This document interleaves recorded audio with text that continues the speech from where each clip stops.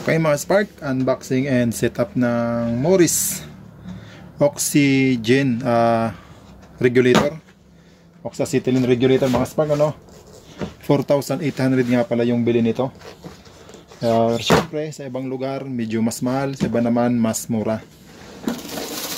Natapagin natin yung sa loob, yung gagawin niya para pag naghihinang tayo, saka yung hose naman, yung hose na kasama niya, nasa mga 5 meters lang yata ito. Yung kapag bibili kayo ng hose mga Spark, yan, kasi may mga nabibiling hose na ganito niya matitigas, pangit to yung ganon.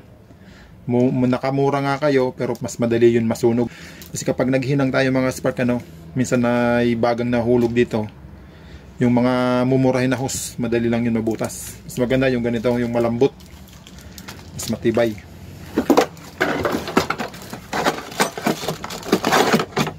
Saka yung pangigpit niya dun sa mga nut.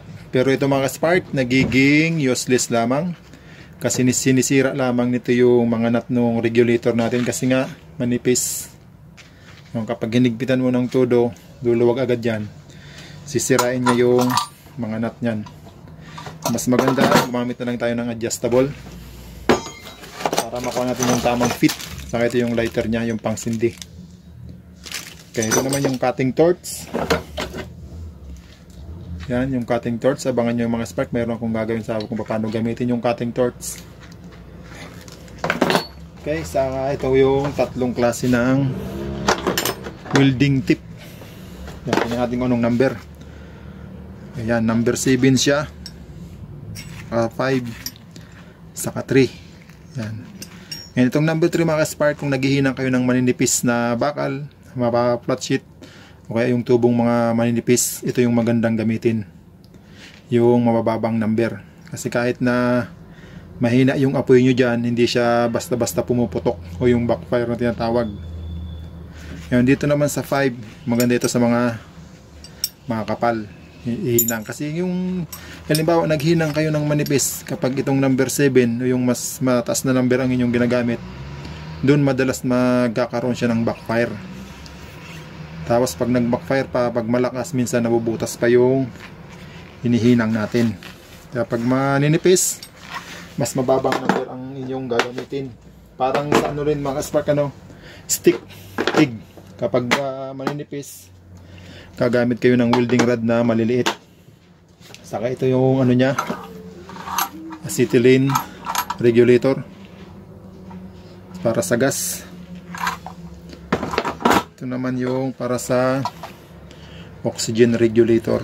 Ngayon, sa pag-set up ng ganito mga Spark, mahirap lang naman i-set up dito yung sa low pressure gauge. Kasi kapag nagkamali kayo dito ng set up, maaaring sumabog yung gauge o kaya yung hose. Ito lang naman ang importante rito yung pagsalpak ng hose, saglit lang naman. Saka yung mga panghinang, mga torch, saglit lang naman yun. Saka ito para doon. Ipapakita ko sa inyo mga Spark, yung pag-set up kahit dito lang muna sa kahit sa isa lang dito. Kasi parehas lang naman yung pag-adjust dito sa low pressure gauge. Saka doon sa acetylene, parehas lang naman. Papakita ko sa inyo paano yung simple para mas madali nyong makuha. Morris brand. Okay, ito dito para dito sa mga Spark. Ito pala yung yung panglinis niya. Yan, natin. Yan. Yung panglinis niya, halimbawa kapag marumi na yung mga welding torch natin, yung tip, kailangan siyang linisan. Kasi kapag marumi na itong mga Spark, pangit na yung buga ng apoy.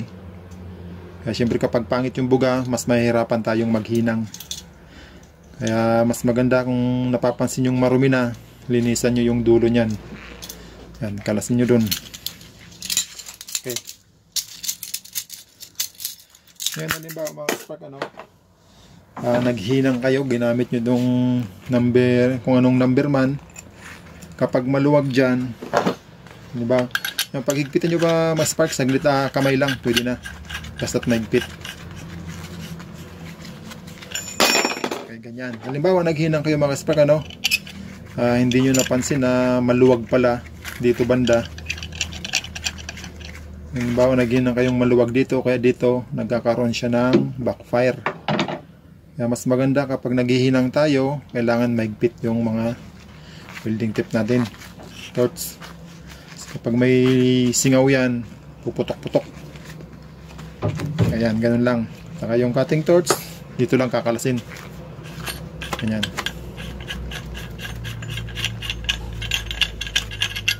Okay, tapos ilagay mo yung cutting torch. Ganun lang. Makikita na ulit. Ganun. Cutting torch mesos, nagiging 3 yung pitan niya. Okay, mga spark, i-set up natin sa tank yan, no? Makikita natin yung pag-adjust ng regulator. Okay, ito yung pagsalpak natin dito mga spark, ano, sa oxygen. Saka yung regulator niya. Saka naman yung acetylene. Okay, saglit lang yung paglagay nito.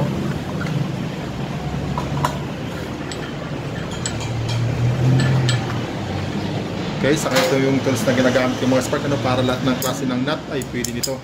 Kaysa dun nga sa isa, yung kasama dun sa box, medyo hindi maganda. Ayan. Okay, ngayon dito mga spark, kapag nagbubukas kayo ng tangke, mapa-oxygen o acetylene, dapat nandito kayo banda. Okay, dito banda sa may side na to, para kung sakali man na may tumalsik dyan, hindi tayo tatamaan. Kasi dahil sa lakas ng pressure niya, maaaring may kumalas dyan, para hindi tayo tamaan sa mukha. Kasi yung oxygen nga, medyo halos nakatapat na sa mukha natin, tulad dun sa acetylene na mas mababa. Okay. Ngayon dito mga spark, sa regulator niya, pag binuksan mo to, wala pa yung adjuster knob, walang hangin na lalabas doon. Ganon din doon sa sa acetylene, parehas lamang yon. Kapag wala yung adjuster knob, binuksan ko yan, walang hangin doon na lalabas. Yung karga ng oxygen nasa 900 PSI, yung full nito mga spark nasa 2000 PSI. Ganon, parehas lang doon sa acetylene. Ngayon kapag nilagay mo yung adjuster knob, tapos kailangan ito mga spark dandahan. Yan, nakabukas na siya. Pero para makuha natin yung tamang hinihingi, yung kung saan yung gustong ilagay mga spark, kung 50 o 25, kailangan ilagay mo natin yung hose.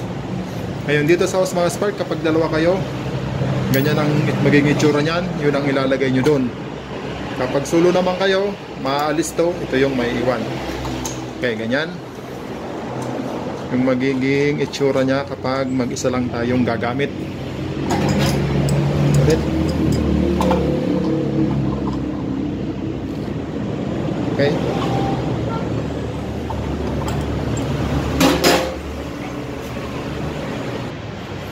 Okay, ganyan mga spark, ano? Maigpit na yung ating hose sa oxygen. Ngayon, dito na tayo medyo nahihirapan yung mga baguhan dito sa pag-set up ng regulator mga spark, ano? Kung gusto nyong ilagay sa 25 PSI o kaya dun sa 50 PSI, ito na yung igagalawin natin. Nakabukas pa rin siya mga spark, ano? Andyan, ibig sabihin dito lang siya nagsara sa may diaphragm. Yun, para makuha nyo yung tamang PSI dun dito sa low pressure gauge, parehas lamang yun dun sa acetylene, dahan-dahan nyo itong ibubuksan. Kaya yan, nakapapansin nyo, tumas na siya. Pag ginigpitan nyo pa, ganun yan, mangyayari yan, taas ng taas. Yun ang tamang, yun ang simpleng technique sa pagkuha dito sa low pressure gauge, kung saan nyo gusto. Ngayon, kapag hinigpitan nyo to ng hinigpitan mga spark, ano, tapos yung low pressure gauge natin tumas ng tumas, pumunta na dito sa taas hanggang sumagad dyan, delikado yon. Maaring masira yung gauge o kaya yung hose. Okay, ganon din dito sa regulator ng acetylene. Okay, yan mga spark, ano. Okay, yan, halos wala na siyang laman, hindi na gumalaw. Ibig sabihin to, malapit na siyang maubos. Okay, parehas tamang yung pag-adjust dito mga spark, ano, sa acetylene, sa gauge nya.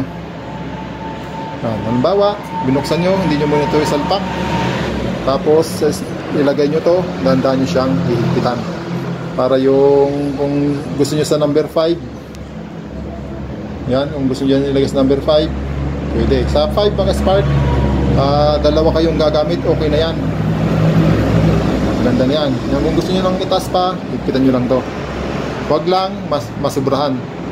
Kasi kapag tumas ng tumasan, parang sa oxygen din mga spark, poing, boom. Pag tumas ng tumas, yun nga, tulad din sinabi ko kanina, maaaring masira yung gauge o kaya doon sa hose. Ngayon dito naman mga spark, itong tools na to, mas maganda lagi itong nakalagay dito sa tangke ng acetylene gas. Kasi yung ibang gumagamit nito minsan nakalagay sa bulsa, kung minsan naman tinatanggal. Eh syempre sa sobrang pagod natin mga spark, minsan nakakalimutan natin kung saan ito nakalagay. Mas maganda lagi lang itong nakalagay dito sa tangke. Kasi kung sakali mang may masunog dyan o kaya nabutas yung hose natin, mas banda din natin siyang maisasara. Okay, ganun lang po mga spark dito sa pag-set up na oxyacetylene regulator. Okay, doon naman tayo mga spark sa tip. Okay, dito naman mga spark sa welding torch dito tayo sa pihitan nya. Dito mga spark, halimbawa maluwag o kaya maigpit masyado, dito nyo siya i-adjust. Yan, bago siya maluwag, ganyan, luluwagan siya mga spark kung anong magiging itsura. Pag maluwag siya, ganyan ang nangyayari. Kaunting sagi mo lang ng kamay natin dyan, maaaring biglang lumakas yung gas. Kapag dito naman sa oxygen, masagi natin to, bigla siyang mamamatay. Kaya dito mga spark, halimbawa kung ganun ang nangyari sa inyo, dito nyo siya i-adjust. Luluwagan siya ng kaunting, yung saan kayo komportable, i-adjust nyo lamang siya dyan. Kita nyo siya ng kaunti, kaya tulad yan, maganda yung niya. Okay, hanggang sa muli mga spark, abangan nyo lang yung mga susunod kong upload sa oxyacetylene sa pag-cutting, kung paano nga ba gamitin yung cutting torch.